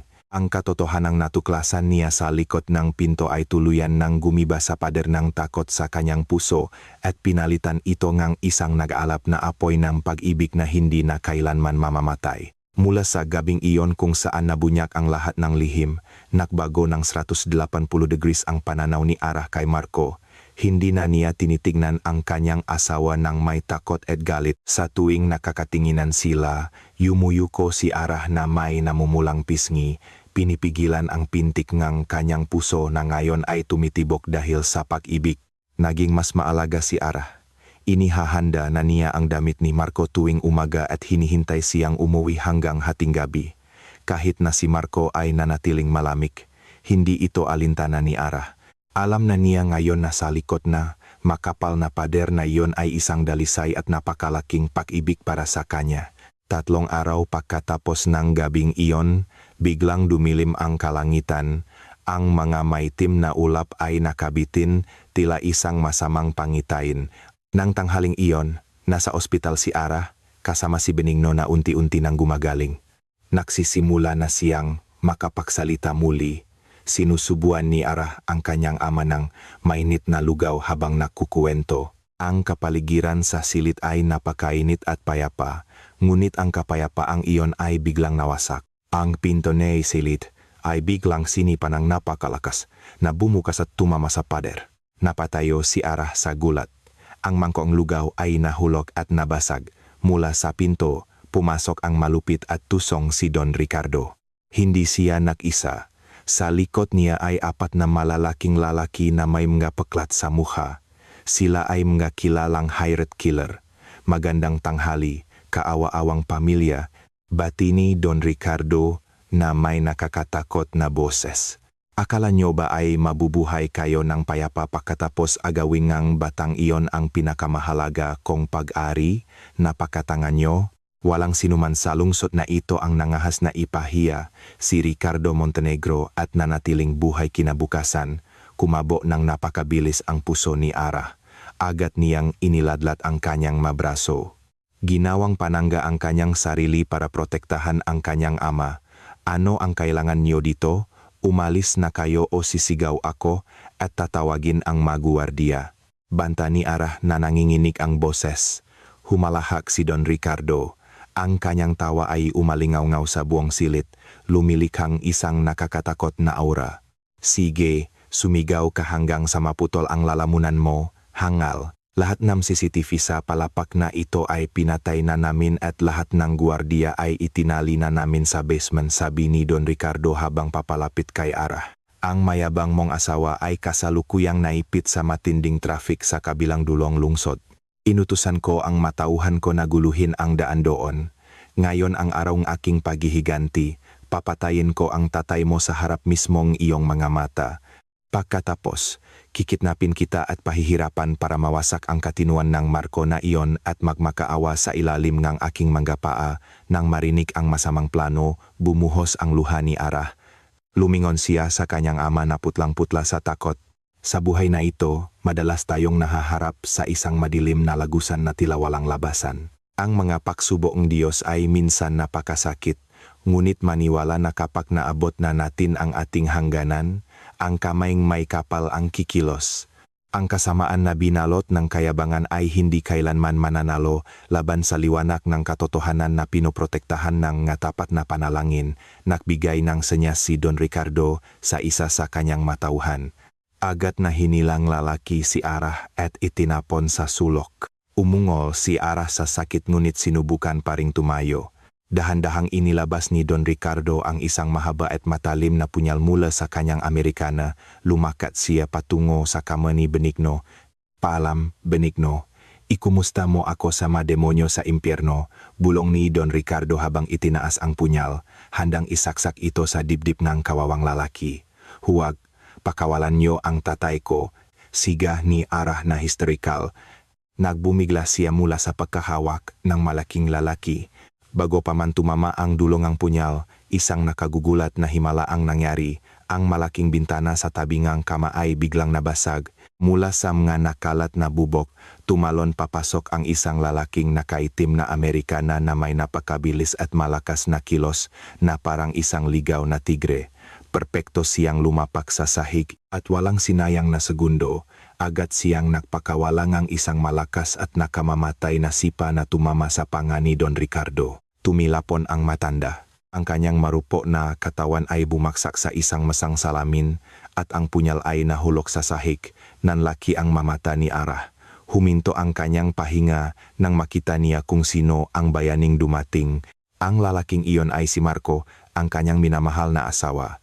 Ang mukha niya ay medyo marumi dahil sa mga bubok. Mabilis ang kanyang pahinga at ang kanyang mga matang parang agila ay nagliliyab sa nakamamatay na galit. Tila iniwan ni Marco ang kanyang kotse sa gitna ng traffic, tumakbo ng ilang kilometro at umakyat sa pader ng ospital para lang makarating sa tamang oras para iligtas ang kanyang minamahal. Alisin mo ang marumi mong kamay sa asawa ko, hayop ka. Sihaw ni Marco na yumanih sa buong silit. Ang kanyang aura ay naging napakadominante. Binitawan ng 4 na tauhan si Ara at sabay-sabay na sinugot si Marco. Isang brutal na labanan ang naganap. Ang tunog ng suntok at butong nagbabanggaan ay nakakatakot. Napakahusay lumaban ni Marco. Bawat suntok at sipa niya ay tiyak at nakamamatay. Napatumba niya ang 2 tauhan sa loob lamang ng 1 minuto. Ngunit si Marco ay tao lamang na may hangganan. Ang daming kalaban ay unti-unting umubos sa kanyang lakas na naubos na rin sa pagtakbo. Habang abala si Marco sa 2 natitirang kalaban, hindi niya namalayan na si Don Ricardo ay nakabangon na. Ang matandang puno ang galit ay palihim na pinulot ang punyal.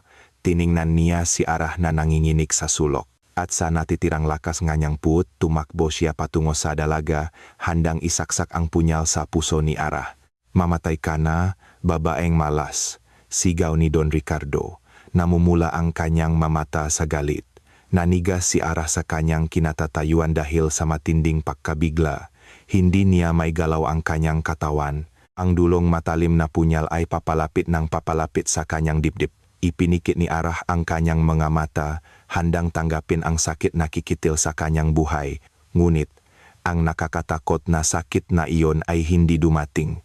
Sa halip, naramdaman ni Arah ang isang napakainit at matatah na yakap. Narinig niya ang tunong na punit na tela, sinundan ng isang malalim na ungol ng sakit mula sa isang lalaki sa harap niya. Dahan-dahang iminulat ni Arah ang kanyang mamata.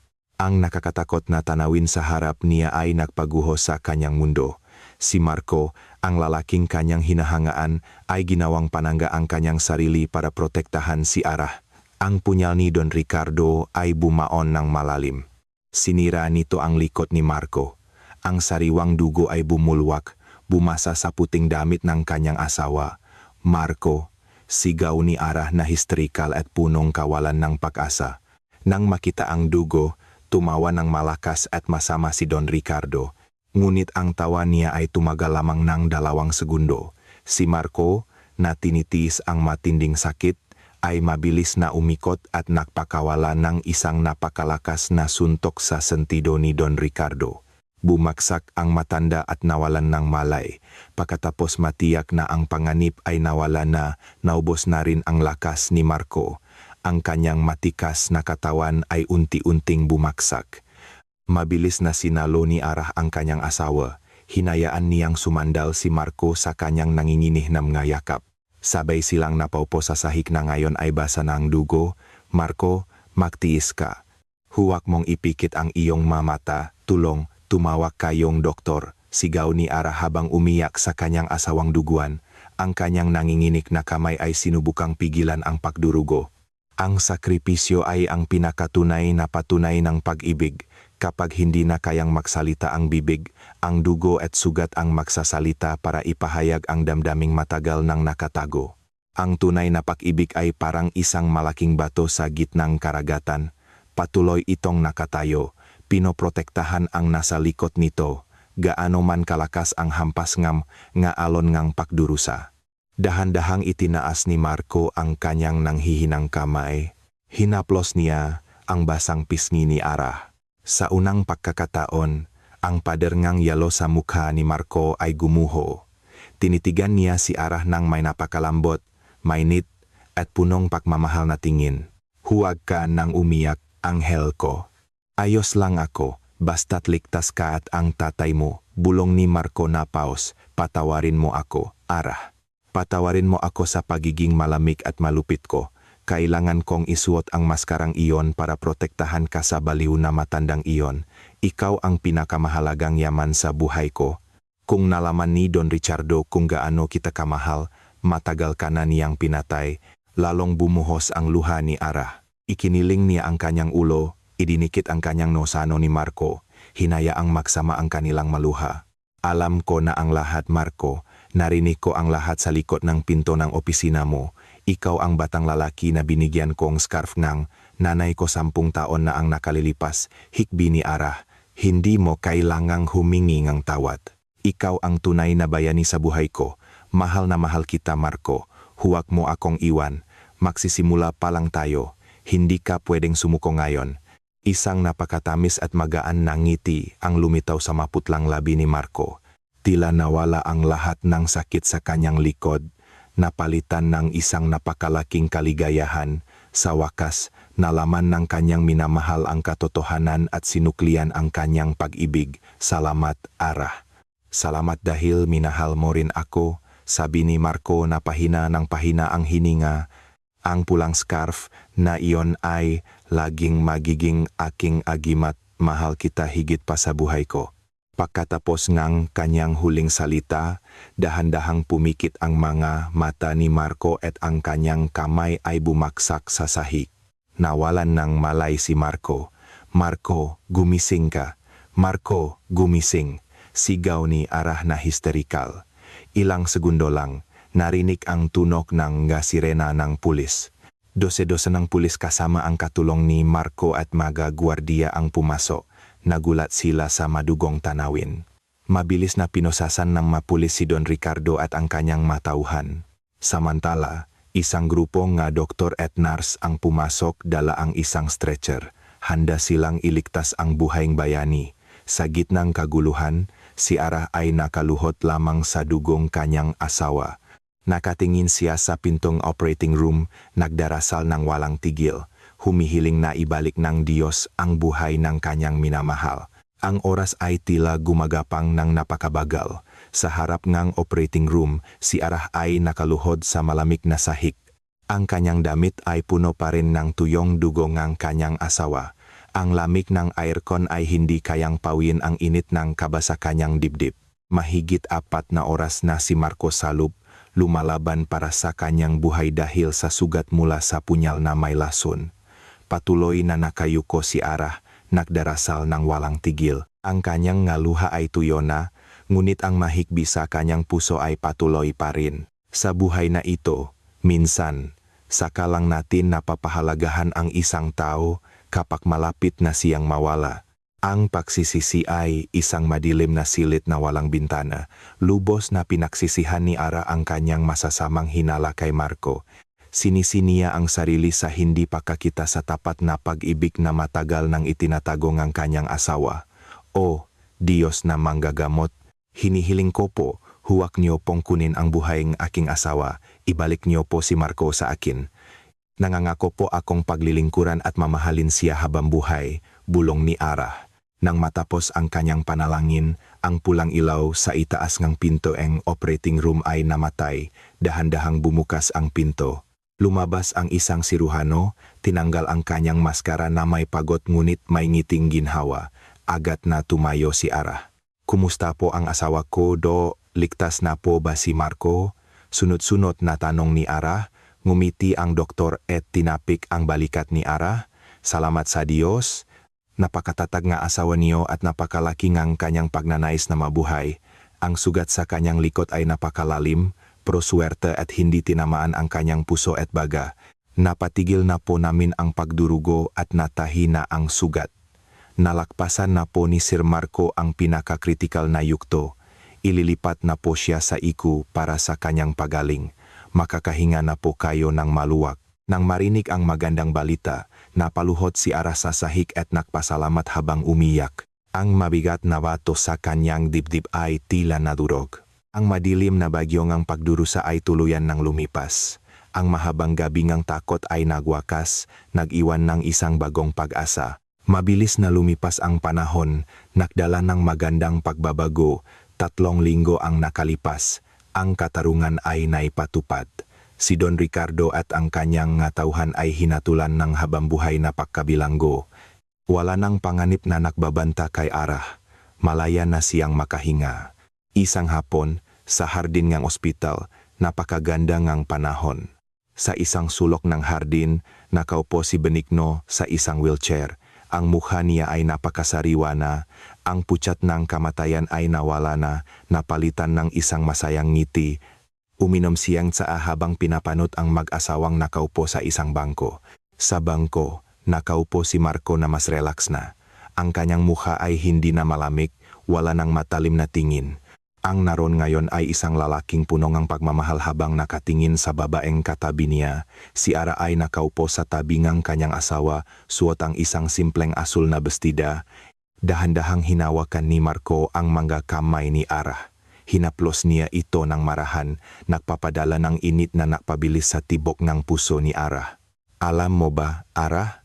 Ang maupo kasama ka sa ilalim nga araw, habang nakikitang malusok ang biyenan ko, ay isang pangarap na 10 taon kong ipinagdasal, sabi ni Marco na may napakalambot na boses. Yumuko si Arah, itinatago ang nahihiyang ngiti. Hindi na ito panaginip, Marco. Ito na ang magandang katotohanan na naabot natin dahil hindi ka sumuko. Nagpapasalamat ako sa Diyos dahil ipinadala ka niya sa buhay ko bilang aking pinakamatapang na anghel. Ngumiti si Marco ng napakatamis. Arah, makinig ka, sabi ni Marco na medyo seryoso. Nun, ang kasal natin ay nagsimula sa takot at pamimilit, pero alamin mo, mula sa sandaling sinabi ko ang ido, ipinangako ko na sa Diyos na ikaw lang ang babaeng pasasayahin ko habang buhay.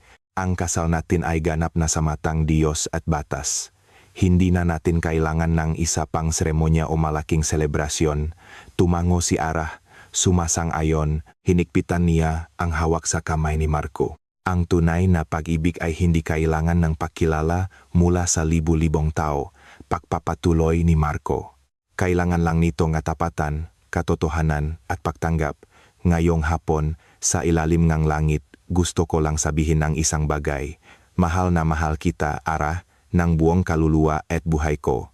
Ipinapangako kong lagi kitang poprotektahan, ipinapangako kong magiging tahanan mo ako kapag pagod ka na, at ipinapangako kong hahawakan ko ang kamay mo hanggang sa pumuti ang ating mga buhok. Nang marinig ang tapat na pag-amin, bumuhos na naman ang luha ni Ara. Ngunit ngayon, ito ay luhang kaligayahan, isang luhang pasasalamat na nagugas sa lahat ng sakit ng nakaraan. Hindi na siya makapagsalita. Agad niyang niyakap ng mahigpit si Marco, isinupsop ang kanyang mukha sa dibdib ng kanyang asawa. Niyakap din siya ni Marco ng mahigpit. Hinalikan niya ang tuktok ng ulong kanyang asawa, hinayaang pumatak din ang kanyang ngaluhang kaligayahan. Sa hardin ng ospital, sa ilalim ng tingin ng isang mapagmahal na ama, ang dalawang pusong minsang nadurok ay sa wakas ay naging isa. Sa entablado ng buhay, ang sakripisyo na may kasamang tapat na pag-ibig ay hindi kailanman masasayang. Minsan, kailangan nating dumaan sa madilim na landas. Maaari tayong masugatan at halos sumuko. Ngunit kung mananatili tayong tapat at hindi mawawalan ng pag-asa sa pagdarasal, tiyak na magbibigay ang Diyos ng isang napakagandang bahagari sa dulo ng ating pagdurusa. Ang bagyoeng takot sa buhay ni Ara ay tuluyan nang natapos. Ang mamaitim na ulap ay nawala na, napalitan ng isang ngiting ang kaligayahan na mas maliwanag pa sa sikat ng araw. Mula ngayon at magpakailanman, ang kwento ng isang kawawang dalaga ay opisyal nang natapos ng may ngiting ang pasasalamat.